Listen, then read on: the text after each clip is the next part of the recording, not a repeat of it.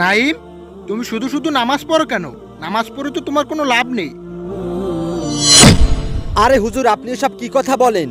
আপনি কি পাগল? আপনি আমাকে নামাজ পড়তে নিষেধ করেন? আচ্ছা বলো, তুমি নামাজ পড়ো কেন? তুমি কি মানুষকে দেখানোর জন্য পড়ো, না আখিরাতে আল্লাহর কাছ থেকে কিছু পাওয়ার আশায় পড়ো? অবশ্যই আল্লাহর কাছ থেকে কিছু পাওয়ার আশায় নামাজ পড়ি। আর আপনি কি জানেন না, নামাজ তো জান্নাতের চাবি। আচ্ছা নাইম, তুমি যদি জান্নাতই না পাও, তাহলে জান্নাতের চাবি দিয়ে কি করবে? মানে আপনি কি বলতে চান? তোমার মা যার পায়ের নিচে তোমার জান্নাত, তার মনে কষ্ট দিয়ে তাকে বৃদ্ধাশ্রমে রেখে তুমি যদি সারা জীবনও ইবাদত করো, তোমার ইবাদত কবুল হবে না ভাই।